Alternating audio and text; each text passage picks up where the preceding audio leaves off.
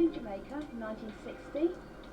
I'm one of 7 children. I have 3 brothers and 3 sisters, and I moved with my mum to Britain in 1961. So I really don't know Jamaica at all, but I'm looking forward to going back because my parents are retiring there soon.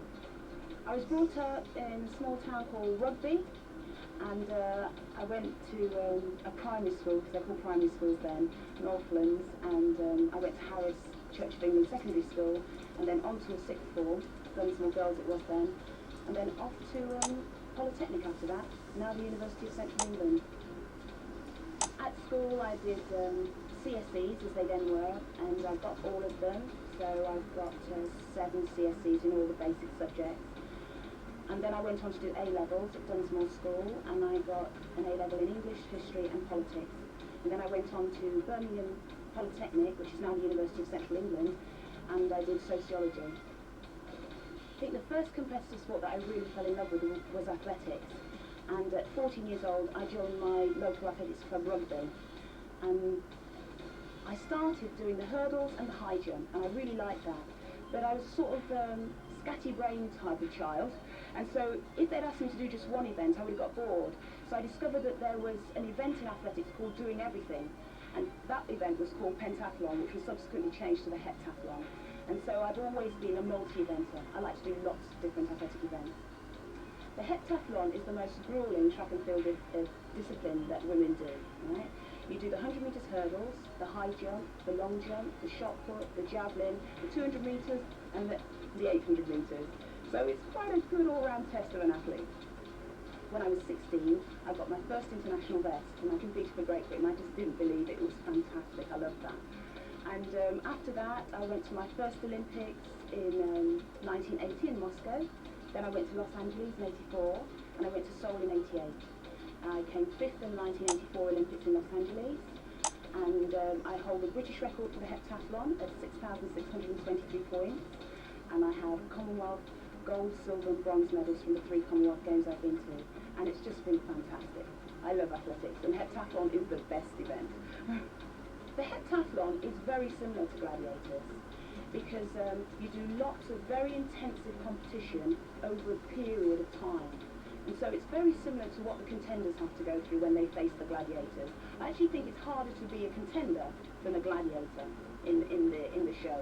But being a contender is very similar to being a multi-event athlete. You have to be very intensive, very competitive for a period of time, and you have to go down, recover, and then come back up for your next event, particularly if you're facing nightshade and judy. I have the best job in the world. I'm a public relations officer for the Duke of Edinburgh's Award, and if any of you don't know what the Duke of Edinburgh's Award is, it's a leisure time activity programme for young people between the ages of 14 and 23. And we ask them to be very similar to gladiators actually, to do lots of different things and get the most out of themselves, alright? So we ask them to take part in adventurous activity, so like an expedition or travelling out in the country, something like that. And we ask them to give service to their own community. So we ask them to learn something that can help someone or get involved in clearing up something in their area, in their environment. We ask them to develop a skill that they have. It could be anything.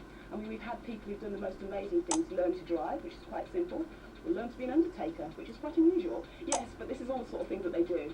And then the last one that really got me hooked into the Duke of Edinburgh's Award is the physical achievement section, because we believe that anyone can do anything they want much better if they're that bit fitter. And so we ask them to pursue some sort of sporting activity, not necessarily competitive, but something that will help them to feel a bit fitter. And that in a nutshell is the Duke of Edinburgh's Award. You do that for a period of time, make sure that you improve, and then you may be up for a bronze, silver or gold Duke of Edinburgh's Award. What do I do now to keep fit? Well, I love step aerobics. That is my favourite. Dancing around to good music with a good teacher is just the best fun, so I love doing that. I also do a bit of climbing. I've been very privileged and I've climbed with some of the best climbers in the country, and they'll be very disappointed with some of my performances on the wall, I might add, but I've had a great time climbing with them out in mostly North Wales, and that's been good fun. I always shiver in my shoes when people ask me about my diet, because I have to say it's not as good as some of my colleagues, my other gladiators.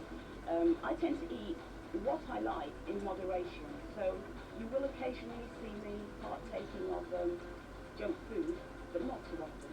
And when I am really concentrating on my diet, like I do before I take part in the filming of Gladiators, you'll find me eating high complex carbohydrates, lots of carbohydrates, lots of brown pasta, lots of brown rice, things like that, and chicken breast, just like Shadow, and fish and white meat are my things, and it's a very boring diet, but I like it.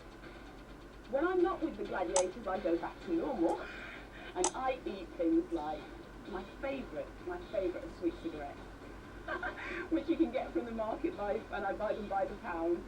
And so my favourites are definitely sweet cigarettes, and I quite like chocolate bars as well. In fact, if it's sweet, I'll probably eat it. I love it that you all sit and watch Gladiators. But every so often, I want you to get off that sofa and do something active. Get fit. It's real fun. I was born in Basingstoke.